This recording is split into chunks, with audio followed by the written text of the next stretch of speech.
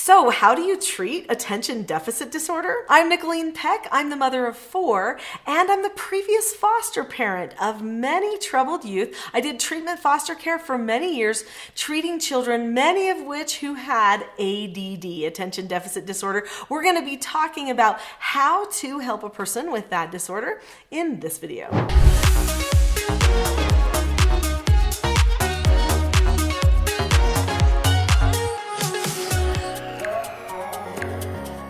Unlike many videos about attention deficit disorder, in this video, we're going to be talking about skills that everybody can use, no matter the age of the person, to help someone overcome some of those annoying tendencies that even they might not like with their attention deficit disorder. This video is not about medication.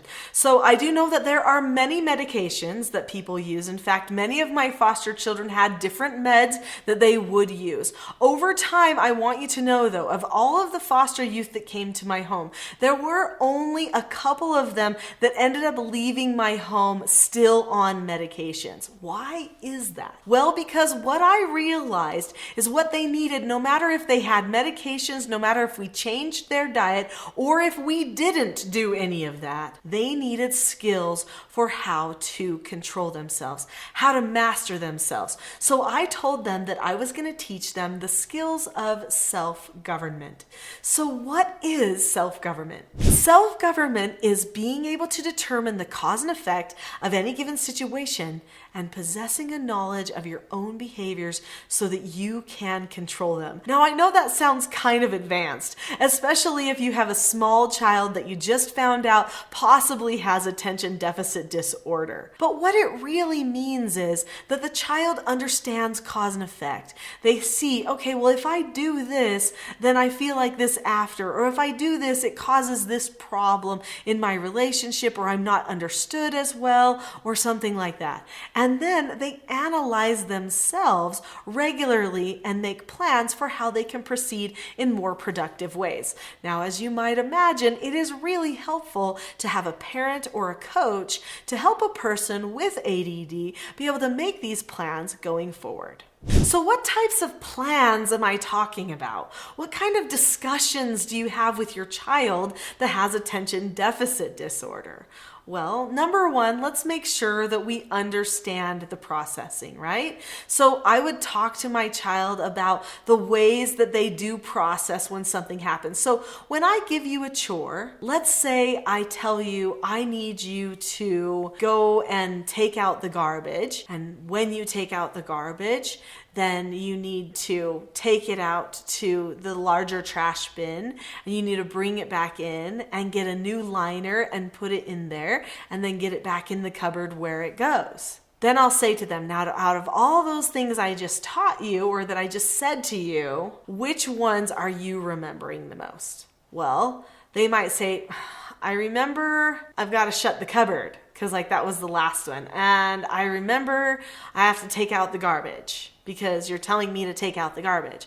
So they're missing pieces. What about the liner and stuff like that, right? So usually a person who has ADD struggles with long lists of things, and that can be a burden for them. So I'm going to talk to my child about the fact that maybe they miss pieces from the list. So to help them at first, I'm going to explain the whole list of what needs to happen. We maybe even will have written lists posted in certain places, like something that says to clean the bathroom means you do this, you do this, you do this, you do this, so that they don't have to hold it all in their heads all at the same time.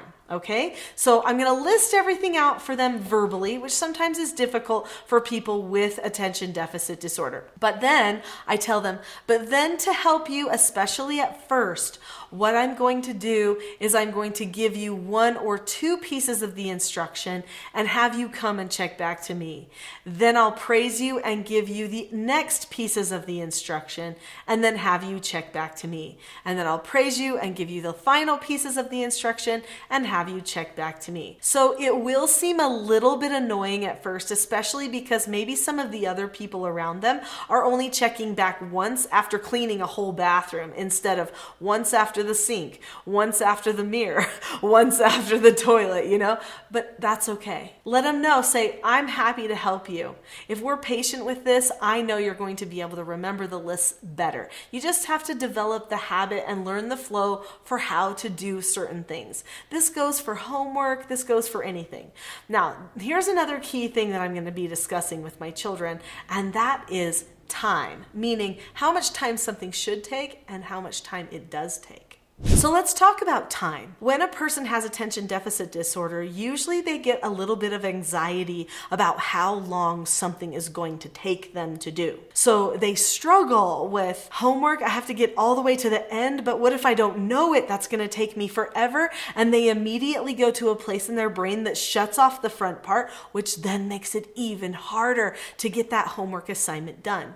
So one thing that I realized with my children that struggled with ADD, in fact, even just with any children, because let's be real, there are many children who at certain phases in their life, early teenage years and about age 6 or 7 and 8 or so, those times where a lot of children could look like they have ADD actually. So with all of my children, I decided to block out sections of time instead of focusing on the content they had to accomplish, because sometimes content could take a long time.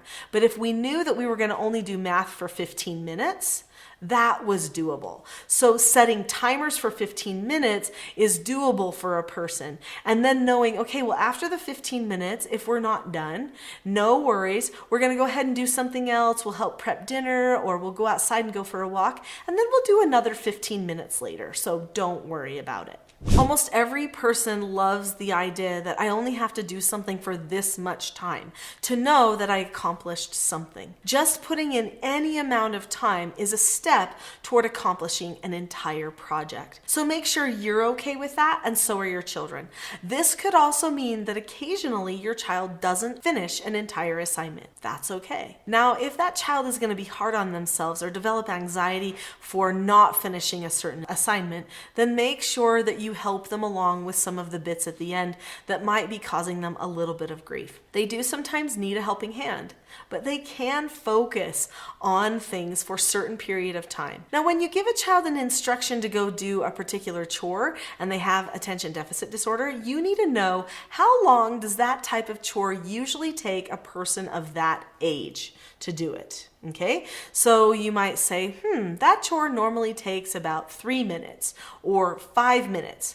So then what I'm going to do for my child, because I know they get distracted easily, is I'm going to say, I'm going to give them 7 minutes to do a 5-minute chore. And I'm going to say, here is your instruction. I need you to go and do this chore. And hopefully I've pre-taught it. They already know how to do it. And then I'm going to say, you have 7 minutes to do that chore, and make sure you come and check back at the end of the 7 minutes. When you check back, I'll praise you. I'm going to go ahead and set an alarm or set a timer for that 7 minutes so that I can come and I can follow up with you if you don't come back to me. If I come and follow up with you, then you will be corrected for not coming to check back. So make sure that you remember to check back. And I might even give them something that they can think over and over in their mind, like get to the check back, get to the check back, get to the check back. So they're focusing on the very end of the task the whole time. As I'm cleaning up, get to the check back, get to the check back. And that will keep them focused on what it is that they're supposed to be doing. Because, people with attention deficit, their brains just jump from thing to thing. That's just what happens. And it's not necessarily their fault. You just sometimes need to give them a phrase to say in their heads again and again so that they don't fall into that little trap that can come along.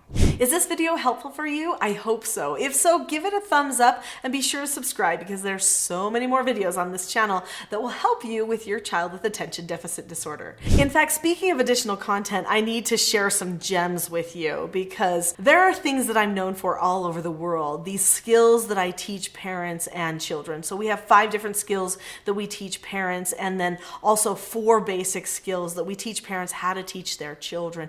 These 4 basic skills skills take care of 99% of all behavior problems, and they give the children some concrete things to hold on to help them in any situation to focus. These 4 basic skills are the skills that I used with every one of the treatment foster children that came to my home that had ADD, OCD, ODD, RAD, FAS, all the different processing challenges that a person might have. These 4 basic skills are to follow instructions, to accept no answers and criticism, to accept consequences, and to disagree appropriately. Now, I know that sounds pretty basic, but each one of those 4 basic skills has a skill set attached to it. And it's the skill sets that help the person analyze what they've done that might have gone wrong and how they can correct course. These steps to each of these skill sets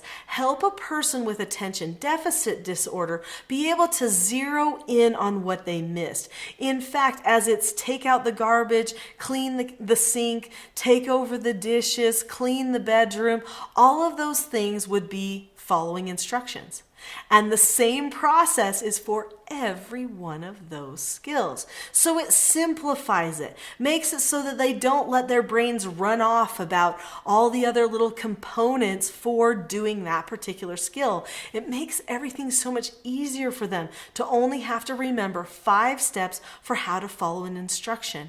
And the same thing goes for accepting no answers, which is 4 steps, accepting consequences, which is 6 steps, and disagreeing appropriately, which is 7 steps. Now, I know it seems like 7 steps and attention deficit disorder, how could they do it? Well, with a little bit of practice, they absolutely can get these down. I know that for a fact. In fact, these particular skill sets were exactly what took my foster children that had attention deficit disorder to the next level. In fact, a level of confidence, a level of communication, a level of empowerment where they felt like, I don't need to be held back anymore by this little processing difference that I have.